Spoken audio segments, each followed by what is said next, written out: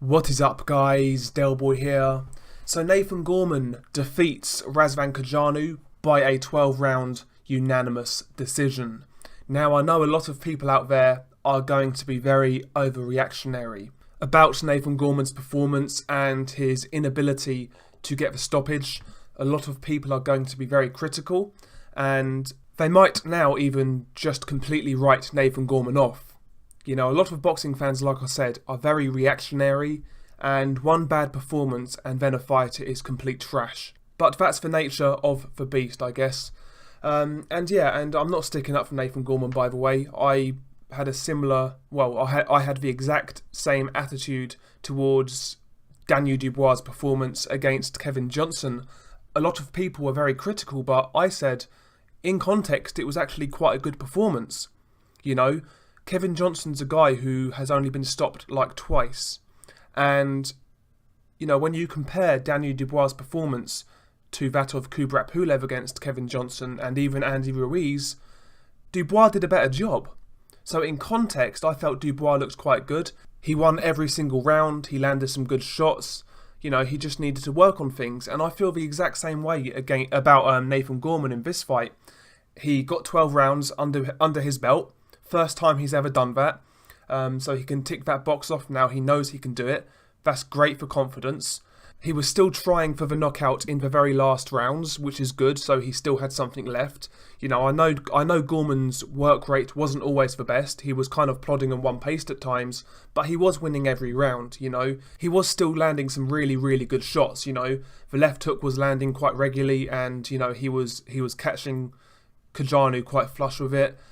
Some of the body work from Gorman was quite good. You know, he showed good variety at times. He just wasn't consistent with it. You know, he does have some good technique on his punches, how he throws them, how he connects with them. Like I said, he is a good combination puncher. He's got fairly quick hands for a heavyweight, and some of these attributes were on display against Cojanu. He just didn't really deliver a consistent performance. But you know, there are definitely things to work on. You know, defensively, he did get caught with a few silly shots here and there. And yes, in an ideal world, he probably should have stepped up the gears and tried to get the stoppage, you know, be more proactive with it. But these are all things he can go back into camp and look at. You know, he can watch this fight back and he can then assess where he needs to improve. That's the idea of matchmaking at this level, you know.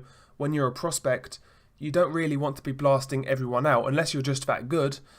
You know, you want to be having different looks, you know, different types of opponents with different styles, different things to figure out. And Gorman was in there with a tall, negative guy.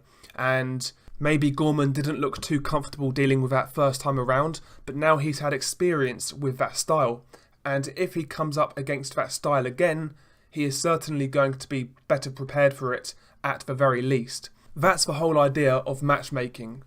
And Gorman onwards and upwards. Where does he go from here? I mean, I would love to see a domestic fight with Daniel Dubois. I pretty much have that as a 50-50. I think both men can win that. That's a really good fight, but Frank Warren said it's not happening next. So in that case, you know, I want to see Gorman take more of these type of fights. You know, guys who pose different stylistic problems. Maybe a couple of fellow domestic level fighters. You know, guys like Dave Allen and people like that. And the main thing, just stay active. You know, he's a young guy. There's no rush. He's like 23, 22 years old or something like that. No rush with Nathan Gorman, just like there's no rush with Daniel Dubois. You know, I feel people are going to be a bit too critical of this performance and not to look at the bigger picture. But, you know, that's boxing. Fans are fickle. It is what it is. Share your thoughts below. Peace.